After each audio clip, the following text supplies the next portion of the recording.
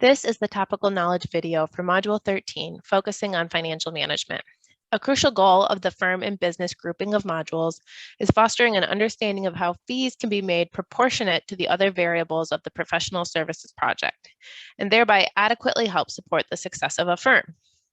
Fees, however, are frequently and frustratingly less connected to the specifics of the project than are the other variables, for a variety of reasons, as we'll see.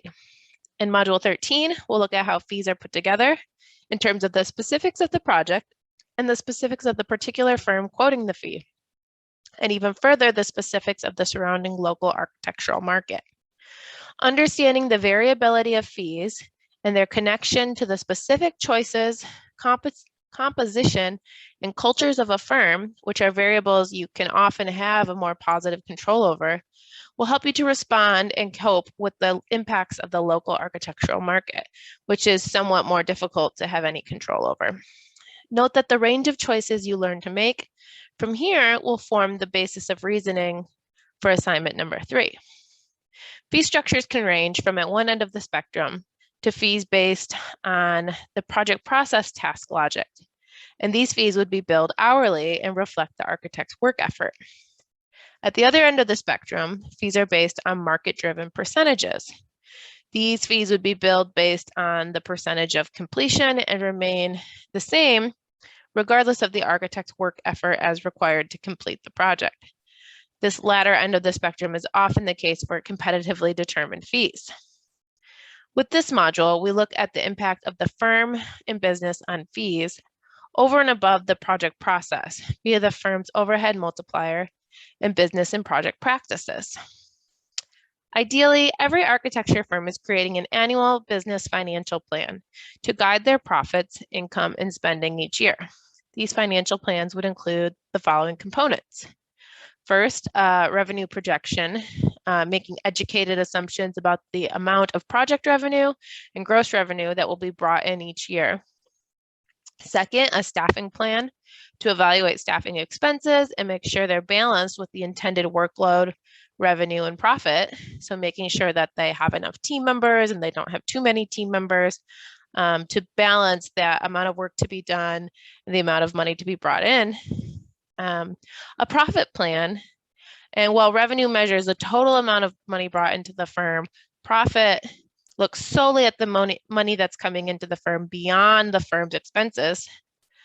And also an overhead expense budget. This looks at the intended cost beyond those directly related to projects and is likely used to determine the overhead multiplier for the year.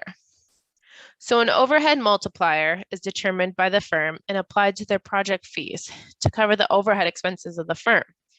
Essentially, utilizing an overhead multiplier takes all of their non-project related expenses and distributes the burden of them proportionately among their clients.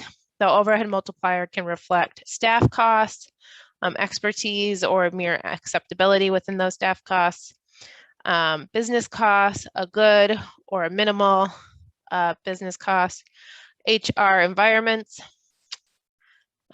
historical costs, efficiency and quality, or previous financial debt or legal costs that the firm might have incurred, among many other factors.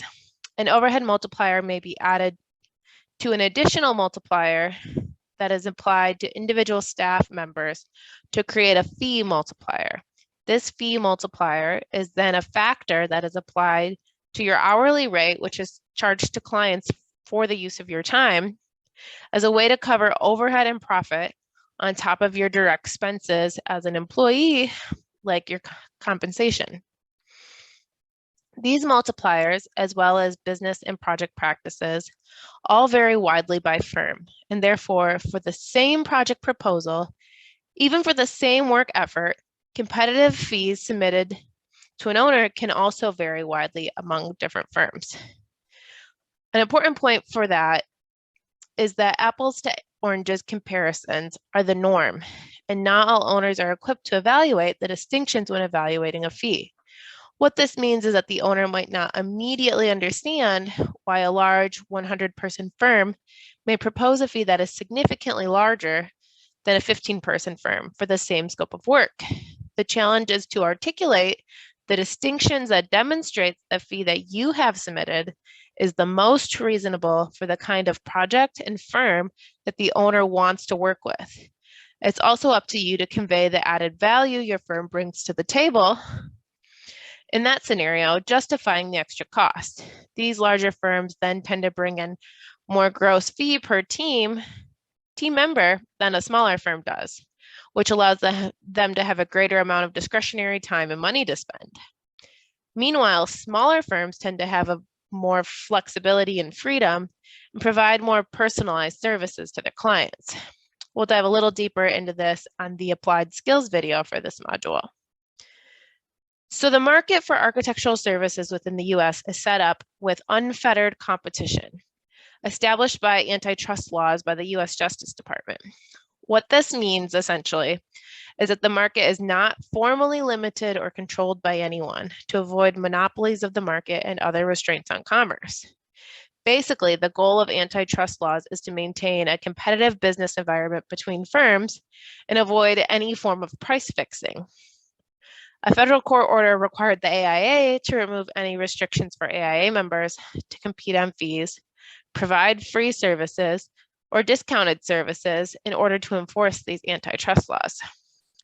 So by setting unfettered competition as the business benchmark for professional architectural firms, the US Justice Department has implicitly required us to pay attention to innovation in the nature of architectural services and innovation in how we structure their delivery.